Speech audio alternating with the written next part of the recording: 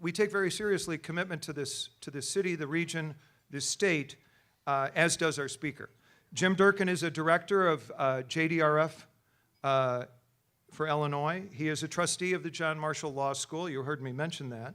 He's on the board of advisors for Misericordia, Heart of Mercy Home, and he has served unstintingly as an advisor to Giant Steps School for Autism. In his profession, he has been singled out as one of the board of managers of the Chicago Bar Association. Martindale Hubbell rates Jim Durkin AV, its highest designation. At Arnstein and Lair, he's a commercial litigator, and he also conducts internal investigations. Jim's call to public service came early in his professional career, and he responded by joining the office of the Illinois Attorney General as a Assistant Illinois Attorney General. And he followed that with service in the Cook County State's Attorney's Office as an Assistant State's Attorney. That prosecutorial background helped him in the very somber and regrettable duty that he performed as the ranking Republican on the House Committee to investigate our former governor, Rod Blagojevich. I've mentioned some of his political leadership, which he's exemplified not just recently, but he has served twice in the Illinois House of Representatives, once in the 1990s, and again in the new century.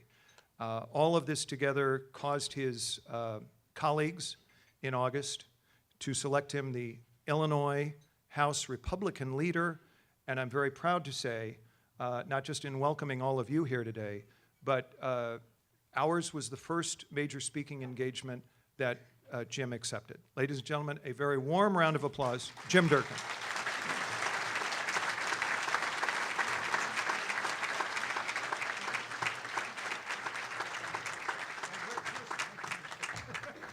Thank you. We forgot one person, my good friend and former seatmate, Representative Barb Wheeler from McHenry. Thank you for joining us. You know, this podium has fond memories. Back in 2002, when I first appeared here, I was with two gentlemen when I ran for the United States Senate, John Cox and Jim Oberweis. And at that time, they both delivered a Crackers ham to me because of a vote I had previously made. It didn't work out too well for those two guys, so I ended up doing pretty well. So if somebody wants to deliver a Crackers ham, it was good luck back in 2002, and maybe it'll be the same as we go into this holiday season. But anyway, thank you for that very nice introduction, Chris. I would also like to thank City Club President Jay Doherty, who I sat next to. Jay, thank you again. And also my dear old friend, and I'm not suggesting that you're old Paul Bunt, my friend Paul Green, who we go back to the early 1980s, as well as the other City Club board members who are here in attendance. It is truly an honor to be here today to speak to you. The City Club was founded in 1903, just over 100 years ago. The organization, while aged, is vibrant and still going strong. I wish I could say the same for our aged public pension systems. For those of you who don't know me, I represent the 82nd House District in west suburban Cook, Will, and DuPage counties.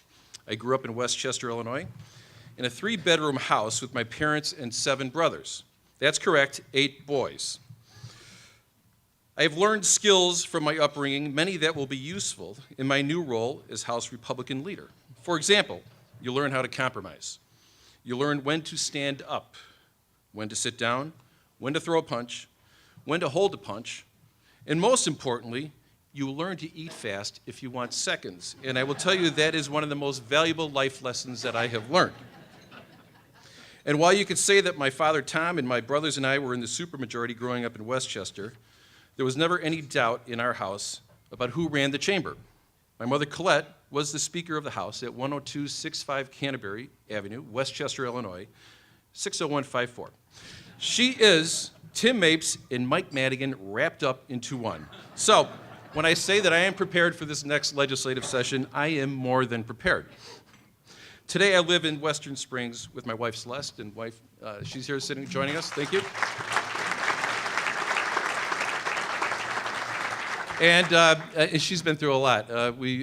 She's been through, let's see, two presidential campaigns, a U.S. Senate run, and 14 years in the Illinois House of Representatives. So she certainly understands the business, but I do appreciate her consideration and also tolerance of me at times. So, but we're very fortunate that we're proud parents of 4 daughters. Our daughter Caroline, our 3 stepdaughters, Adrian, Emma, and Madeline. And with the new addition of our new puppy, Ruby, that's correct, Ruby, not Roy, it is 6 females and me by my count. So yes, I am in the super minority in every definition of the expression. So we talk about life lessons, expectations, I have been there. But I'm also proud that my caucus came together unanimously in my election last summer. But I have to tell you the reaction received from a lot of people, many of you in this room, including all of you in this room, is that, are you crazy, and why would you want that job? Now those are rhetorical questions. I'm asking for anybody to respond, but I know the faces too. I'm looking at every one of you, and you know who said that. But the reason I sought the job, because I firmly believe that the makeup of the Illinois House does not reflect the thinking of the hardworking men and women of this great state. Those are the taxpayers, the small business women and men, the entrepreneurs, and the job creators. We are the land of Lincoln, and we can do better. And we will do better because there is absolutely no option for failure in this position for anyone in Springfield. The first path to doing so is to elect legislators who are in touch with the issues that are important to the people of Illinois. I will touch briefly on some of those issues and why I think that the House Republicans, who I am now leading as their leader, have a better solution than the Speaker and also the Democrats. I truly believe that the most important social issue facing our state is the ongoing rate of high unemployment. At 8.9%, Illinois lags far behind the nation in terms of job growth and is the worst in Midwest, even higher than Michigan. When you hear of a friend or a neighbor who has lost their job, you feel it also. It's the worst of tragedies. But we just can't afford to lose any more jobs. We need to put Illinoisans back to work. And it's not just employers who are leaving. Illinois continues to outpace neighboring states in resident migration. I live in Western Springs, and I hear it from families in my neighborhoods on a daily basis. They are talking about moving to another state, Indiana, Wisconsin, because they fear that they or their children ultimately will be responsible for this debt of legacy that has been carried on for the past 10 years. My parents, I think, we hear about great generations, but my parents came from an amazing generation. Post-World War II, my father was in Korea, but I tell you what, they never left a mess for us. They never put their problems and pushed them down the road. And we can't do this to our kids. I'm not going to do this to your kids, nor my grandchildren, nor your grandchildren. We have to take action. We have to get the job done this year. A number of major employers I've spoken to say, well, we're not going to stay in Illinois. We're going to stay in Illinois because it's our home, but we're not going to expand here. We're not going to reinvest. To me, that's very sad. They do that, and they say that unless you get your fiscal house in order and make Illinois a better place to do business, we're just not going to put another dollar of investment in the state of Illinois. I think a lot of you have talked to those major manufacturers. We know them, and I think that they're telling the truth. We have our work cut out for us. It's going to take strong leadership, bipartisan cooperation, strict fiscal discipline, and a willingness to enact bold policy changes in order for us to turn things around. And we can start by enacting a small issue called pension reform. Well, not the cure to all of our state financial problems. Reforming our public pension systems is at the top of the list. And that must occur to stabilize the systems, to protect taxpayers, to control our debt, and to stop crowding out of other vital state services, such as education and public safety. Since 2009, Illinois has been downgraded 12 times, mainly for our failure to enact meaningful pension reform. The good news is that the 4 leaders, Speaker Mike Madigan, Senate President John Cullerton, Senate Republican leader Chris Radogno, who I was sitting at the table with. Chris, thank you for your friendship, and I tell you what, the relationship between the House Republicans and the Senate Republicans has never been better. We are going to be partners in a team moving forward. So Chris, thank you for everything you've done, and I look forward to things in the future. But we have been talking extensively over the last several weeks on pensions. Those are those supposed secret meetings, which are not so secret. Well, we have reviewed the conference committee report, and the suggestions, and we're discussing several scenarios to try to reach a consensus and to optimize savings. I did vote for Senate Bill 1, and I stand by it. And I believe any proposal which is going to be brought before the legislature must have significant and meaningful savings to our benefit systems. The meetings have been very productive, but I will just say this: the situation is very fluid. However, my fear is that if we do nothing, soon Illinois will be downgraded again and again. Not acceptable. Another area that is consuming our budget and needs our immediate attention is Medicaid. Under the Blagojevich administration, we can still beat up Blagojevich. He's still low-hanging fruit. We can still throw some punches at him, right? Easy target. Under the Blagojevich administration, Medicaid was massively expanded, despite the fact that we couldn't afford it. Sounds kind of familiar today on a national level, right? In 2003, just put this in perspective, our Medicaid budget was approximately $5 to $6 billion. That was in 2003. In a short time of 10 years, we are now at approximately $17 billion of our state budget, which is consumed through Medicaid. One consequence of that expansion, this massive expansion in Medicaid over the past 10 years, is $9 billion in unpaid bills to caregivers and other state vendors. Forcing vendors to wait months for reimbursement for services they've already provided because the state can't control its voracious appetite for spending is unjust and hurts the economy. Now, Republicans are often accused of not caring for the poor. Nothing could be further from the truth. We believe that state government has a moral obligation to care for the most vulnerable of our citizens, and we want to protect our Medicaid system from those individuals. The system has been abused, and it's hurting those who need Medicaid the most.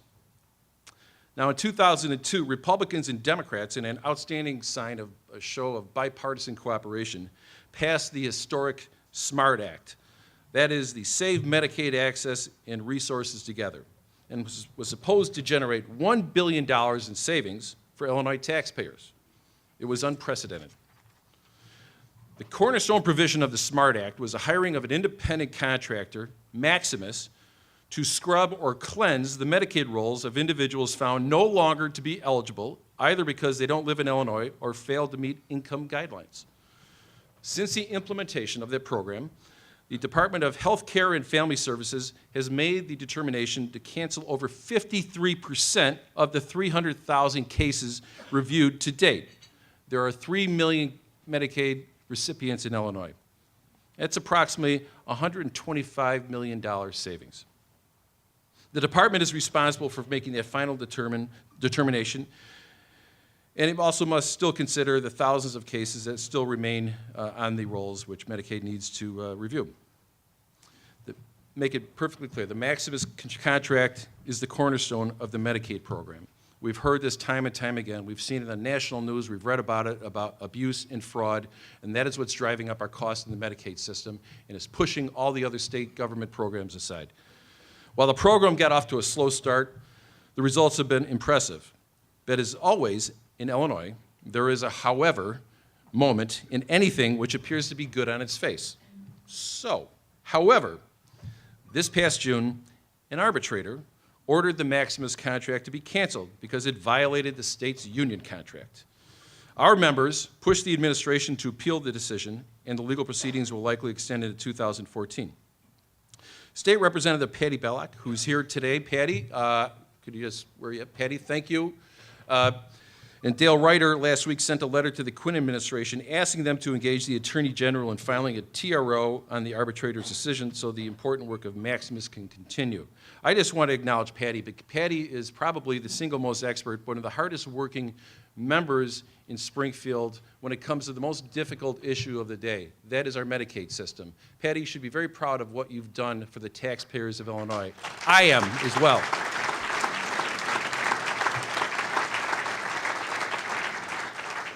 And that is why Patty is one of the deputy leaders in the House of Representatives. And I will say this, she is the first woman to serve in that position ever in the House of Representatives. So Patty, congratulations. So in order to continue the sustainability of our Medicaid program, we need to take urgent action. In addition to pensions and spending reform, we must continue to find ways to control our Medicaid costs and be vigilant in our efforts to stop abuse. Now, we have a $35 billion GRF that comes in every year. Think about these numbers. $15 billion of that 35 goes towards Medicaid. $7 billion goes toward education. $9 billion goes towards pensions. That's 2/3 of our GRF go to 3 different programs. Never mind public safety, all the other issues that state government is responsible for. Now remember this, 1 in 5 adults are on Medicaid, and 1 in 3 children are also on Medicaid. It's a system that needs to be controlled, but again, it's intended to be a safety net for those who are the most vulnerable, the ones who can no longer do not have the money through unemployment, but don't have the income to be able to care for their families. So when I say that we need to pursue and move forward at a faster pace and a more robust pace with the Maximus contract, I could not be more serious, and those numbers, I think, are very telling. A third component to turning around our state budget is a vibrant business community and the creation of good-paying jobs. When families are working and feel secure, the state of Illinois benefits, because ultimately we're the ones that are we benefit because that money comes back to the state of Illinois. House Republicans are developing an agenda we hope to push next year to work with employers to foster job growth, whether it's large manufacturing companies or small mom-and-pop shops, backbone of our economy. That's the small businessmen and the small businesswomen. We need to be more welcoming to employers in Illinois and need to do more to encourage the entrepreneurs to do what they do best. And that's why the state needs to get out of the way. The legislature needs to get out of the way. The regulators need to get out of the way of the entrepreneurs and the small businesswomen. That's how we're going to get our economy back going. We have a couple issues coming up next session. I think there's been a lot of rhetoric and a lot of discussion about changing our tax code, about putting on the ballot a constitutional question which is going to change a flat tax to a graduated tax. I'm here to tell you that the 47 House Republicans, including myself, oppose it and will do everything to fight a change in our tax code. It's unfair. It's going to drive businesses out of this state. It's going to hurt families. So I think that when you hear about this comes up, know full well that the House Republicans will do everything in their power to oppose a change in our tax structure. Thank you. Now, lastly, I just want to, this is the week of Thanksgiving. We have a lot to be thankful for. I think that I have much to be grateful for. I'm thankful for the opportunity to be here. I'm grateful for this opportunity to be the leader, one of the 47 members in the House Republicans. While I have a little more responsibility, I'm still one of 47, and I'm accountable to the 120 board of directors that live in my district. But I would not accept this position if I couldn't make a difference. But I also, during this Thanksgiving week, I think we really need to think about helping other people during a very difficult time, particularly the families in Washington, Pekin, Gifford, and Diamond, Illinois, and New Minden, who suffered a terrible tragedy a week ago. So in these next few days, I will, and I hope everybody here will, if you know of someone who's probably down on their luck, someone you know who could use a little help, this is the time to give them an extra hand, help them out. This is what the Thanksgiving holiday is about. But I will say this to you, our best days are ahead, and they will only be realized when we work together in tackling the difficult challenges facing our state. So with that, I appreciate this opportunity, and I'm waiting for the crackers ham to be delivered. It's all good luck, it's good mojo, it's good omen. So anyway, thank you so much, and I know that there's going to be some questions.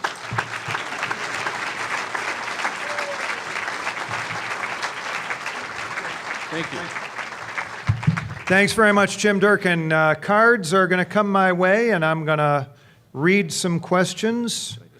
Yes, Jim Durkin wants to make a statement. In the spirit of Thanksgiving, I know that Paul and Chris do so much work on this. I would like to at least extend the courtesy if you're allowing me to screen the questions ahead of time, if that's possible, Chris. Gesture of goodwill. It's holiday season. I take that as a no. He does that at depositions, too. Actually, 2 cards. You've got your question form. I also want to point out to you your Join the City Club of Chicago card. If you came in and you weren't a member, we hope that you leave a member. But in light of what Jim said, I know WBBM Radio is doing a telethon today. If you call in, you can go right to the American Red Cross and make those contributions Jim was talking about. Okay, so now, Glenn Mazad, who is with RBS Citizens Charter 1. Jim, and he is a member of the City Club. What is your position on use of state incentives for the retention or attraction of businesses to Illinois? What caps or limits should be considered? Boy, Glenn, I thought we were friends. You know, that's an issue that we have seen over and over again. It's a program within the Department of Commerce and Economic Opportunity. It's called the Edge Tax Credit Program. We have, over the past many years, we've provided that incentive. It's a part of our state statute, part of our economic incentive program in Illinois. Over the last few months, there have been a number of entities who've sought relief, some tweaks within the Edge Tax program with ADM, Zurich, and a host of other groups.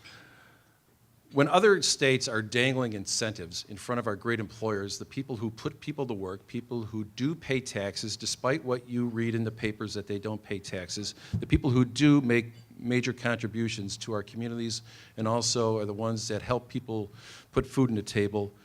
And Indiana and Wisconsin is taunting. They are dangling incentives in front of them. We have to do everything we can to keep them here. I'm not saying the Edge Tax program is right. We have to go back in, and we're going to have to do something with the Edge Tax program, and we're going to have to restructure it, because quite frankly, I'm a little tired of them coming back to the legislature seeking a little bit of a tweak here, a tweak there.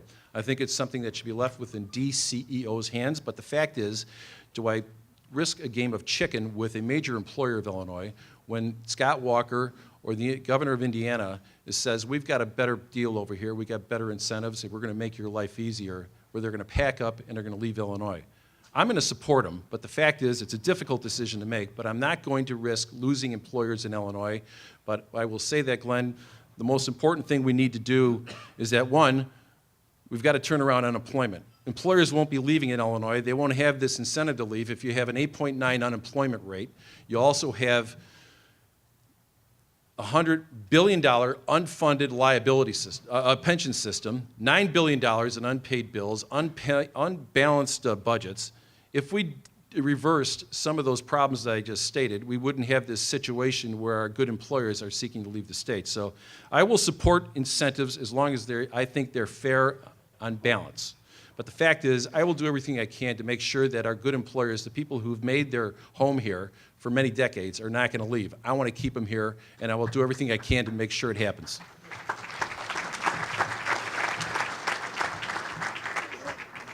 Peter Benzinger, member of the City Club, former vice president of the City Club, now with Leadership Committee on Independent Maps, asks, a bipartisan group of leading citizens support redistricting reform and taking the map making away from legislators such as yourself, and establishing an independent commission so voters can then pick legislators, not legislators pick their voters. Do you support? This system of every 10 years where the victor go the spoils, I think, has not been a successful program for the voters in Illinois and for the taxpayers. Both parties, Republicans and Democrats, have taken advantage of this system through just strictly the power of a pen of gerrymandering districts throughout the state of Illinois, not just Illinois House, but Illinois Senate districts, but congressional districts. I don't think it's fair. As I said earlier, both sides have blood on their hands, so I will support a proposal, something which is similar to what is in Iowa, where we have an independent commission who will set up the boundaries and do it on a fairness basis. So, Peter, yes, I support it.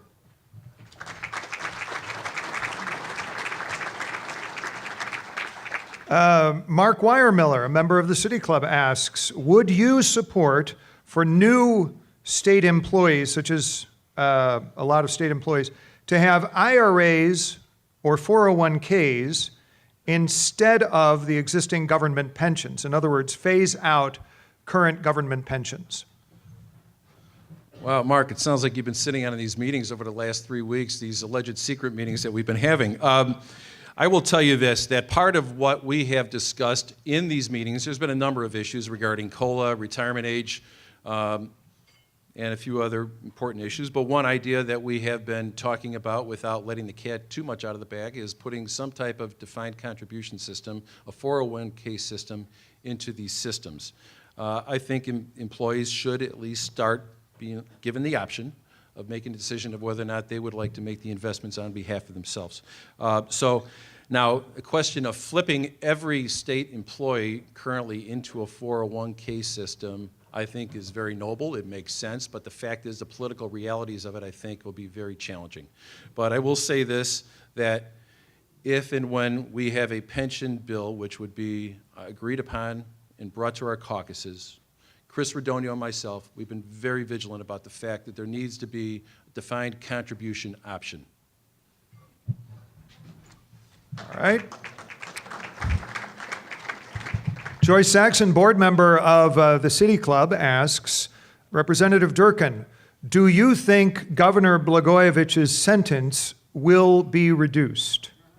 I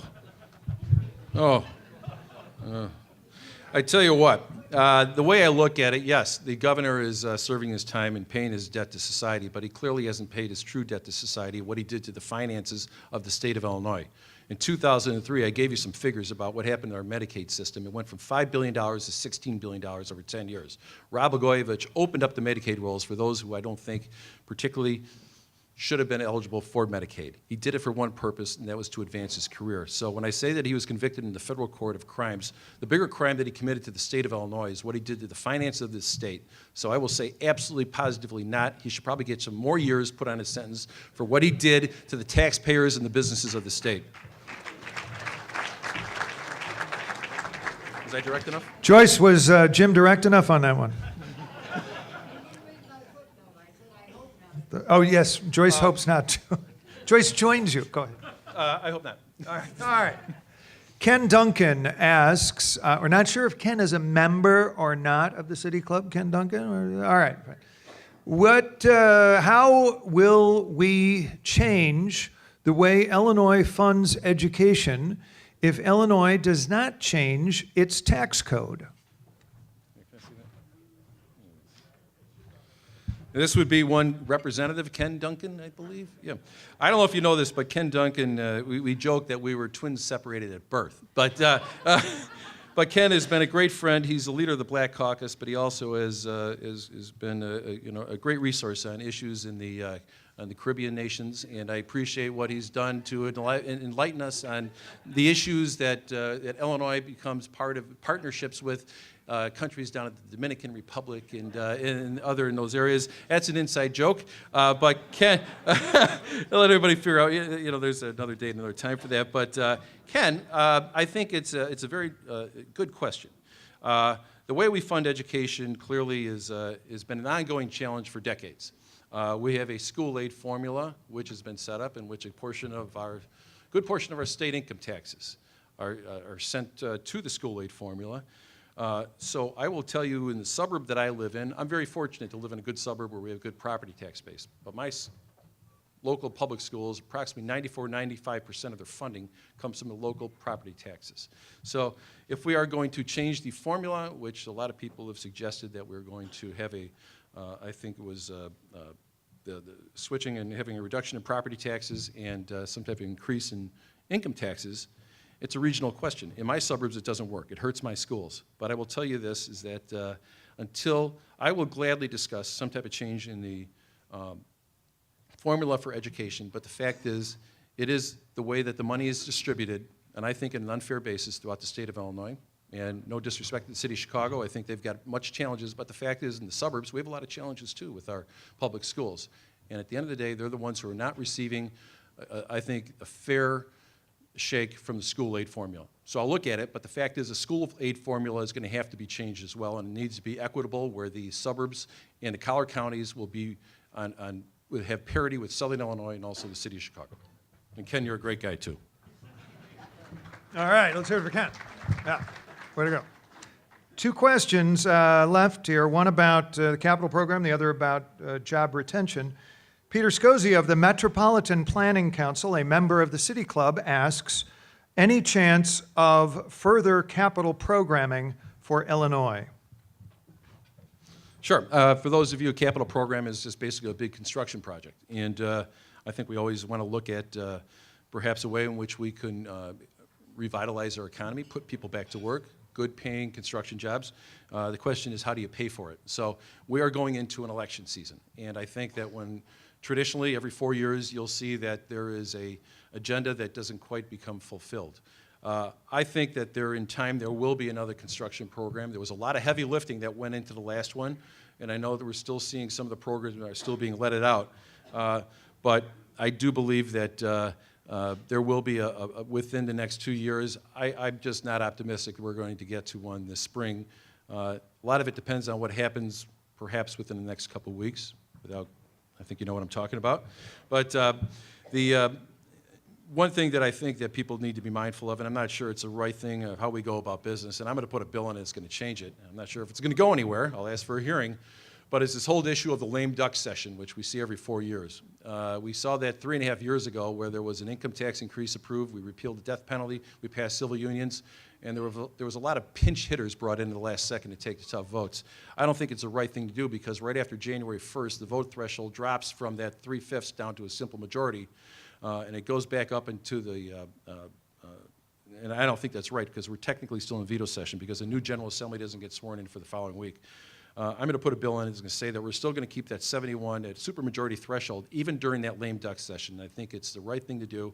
We've seen what's happened before. I'm not suggesting that any one of those issues isn't worthy of public discourse and also some type of vibrant discussion, but the fact is, by doing it in the last week of a legislative session, right after a governor's election, is a disservice to the people of Illinois and to the taxpayers, because you see what has happened, because there's not much thought, there's lack of transparency, and I will say that if there's going to be a capital program, you might see it then, but I think that issues such as that need to be fully vetted, and again, transparency is the most important part of that type of program. And I think people also need to know exactly where that money is being spent.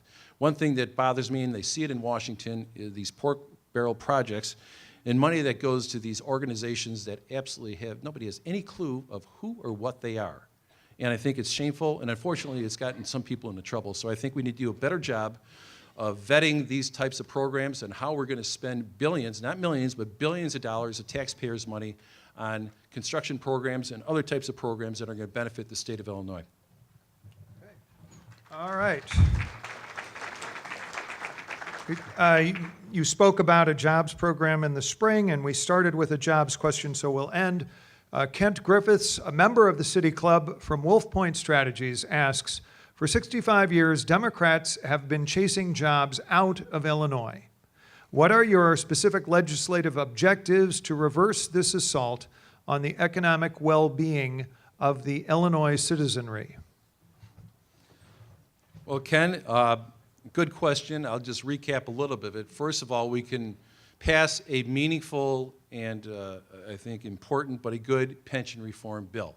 That is going to take I believe, the pressure off taxpayers to try to fund these systems down the road, which is unacceptable. The other way we do it, because I talk to the business leaders and all of my colleagues, we talk to business leaders, and they're watching closely when this tax increase expires, and also watching closely this attempt to change the tax code from a flat tax to what has been determined by some people as a fair tax, but I call it an unfair tax. We are going to stop, as I said earlier, any attempt by any group to pass a graduated tax in Illinois. Ken, you hear it from me, and I will make sure that it doesn't happen. 47 members of the House Republican caucus oppose it, and they oppose it strongly. So what we're going to do is we're going to make sure that taxes are not going to go up on families, small businessmen, small businesswomen, and also our job creators. When we do that, and they know we're serious, they'll stay in Illinois, and they'll reinvest in Illinois. Can we hear it?